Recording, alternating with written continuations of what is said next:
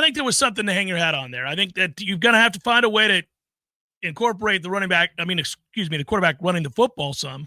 I don't know why we didn't see that. I'm still baffled how it is. Every team in the country has a facet of their game that allows for the quarterback and the read option to keep and go. At some point you do begin to wonder, going back to Jordan Travis's final season, obviously everything we saw from DJU, who's slow as molasses, and now what we saw on Saturday. I mean, are we just telling the quarterback he's never allowed to keep? That at no point are you allowed to keep on that and go ahead and scurry for 12? Is nobody allowed to do that in our offense? I'm a little concerned as it pertains to the Brock plan. I know we've got many concerns, but and I'm not talking about the game plan for Saturday. It's the admission in the post game that they were going to give Luke a look at quarterback as well. It's just that the situation didn't present itself, according to Mike Norvell. So coming out of the bye week, I think it's fair to expect that you're going to see both young quarterbacks either against Duke or in the very near future. And I don't know that I like that very much because, Brock has been put in horrible situations and somehow without a running game on Saturday night, somehow without called plays to use his legs, he came out a winner, I think. That performance was good enough. Yeah. He owned the moment as best he could. He took command of the position as best he could. Was he perfect? Hell no, he wasn't perfect. But did he have a pulse more than a 60-year quarterback or a 50-year quarterback did before him? Yes, he did. And so coming out of the bye week, I would like us to stick with Brock for a while before we start tweaking with, hey, let's see if we can get Luke a series. No, enough. Give this kid a chance. That's what I would like to see moving forward because he made enough decisions and throws and he had enough moments where he used instincts rather than playing out of fear or holding the ball too long. He's shown growth. Give him a chance. That's what I hope they do coming out of the bye. Well, there's no question he's shown growth, and he does play with a lot of what-for confidence, toughness. I like that kid. I do. I understand he's never looked good in practice consistently. He's had his good days and his bad days. He tends to be a yo-yo. He tends to be up and down. There'll be days where you're in awe of some of the throws. Really, honestly, there'll be moments where you're like, well, it's humming today. He gets it. It's out on time. It's anticipatory. Everything is right. And the next day you're like, what the hell was that? Spiked into the ground, awful. But there are so many factors. I think Ira brought it up over the weekend as well, and we've talked about it on the show. I think I've talked about it with him. I've talked about it with you. We've all kind of brought it up before. It's hard to know what a kid thinks when at the end of last year he was put in that position, and then you go out and you transfer portal over him, and it's pretty much a foregone conclusion that he's got zero chance to win the job in fall camp. And so, are you zeroed in on a day-to-day basis? Are you locked in the way you would be if you thought there was an actual chance that you could play in any of these games? I'm not trying to make excuses for him. In an ideal world, every kid would try really hard on every play of every practice and thinking about his future, knowing that that was going to sharpen his tool shed and he'd get better in doing so. But we live in the real world, and it is 100 degrees and 90% humidity, and you've got no chance to start the game and got no chance to play in the game. And as the days go by, even the guy that you brought in who was portaled in over you is not showing all the tools to succeed, isn't exactly kicking ass and taking names in the scrimmages, and yet you still can't find the football field. Then the games start, you got no chance to play, and the teams are, your team is losing, and he looks terrible, the guy in front of you, and you still can't get on the field. Yeah, I get it. Concentration may wane. You may not put those practices back to back to back to back the way we'd like to see it.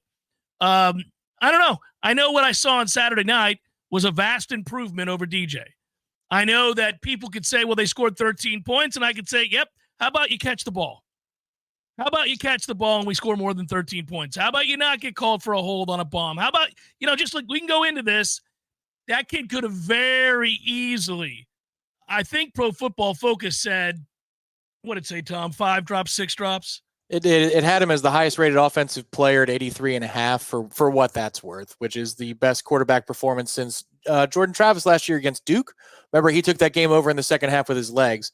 Now, again, It's PFF, but we would agree that the eye test says that he had a successful night, all things considered. Yeah, my point was that, though, the receivers betrayed him. That number would have been much better. And those receivers, I think that I counted more than 5 drops. Now, I'm a hard grader. I'm not going to lie. I'm a hard grader.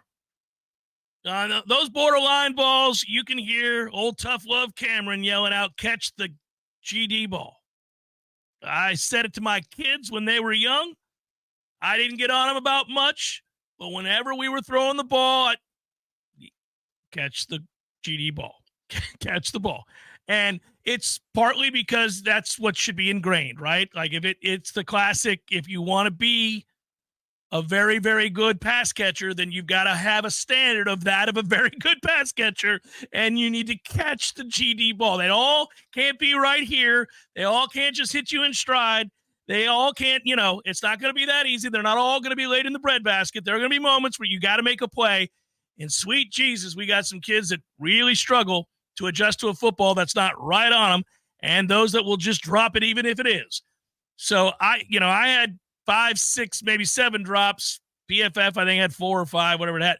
But a couple of them were really big, man. They just circumvent any chance you have of really either starting to drive or capping off a drive with more points. You get a first down on a couple of those plays, and we're changing really the complexion of the game in a couple of moments. So that's tough to stomach, and I don't count that certainly against him. I add it to his ledger. I look at the numbers and that's a 13-yard catch. That's a 30-yard catch. That's a 40-yard catch. That's a 17-yard gain. Check. You do that, he's well over 300 yards passing with no running game to speak of.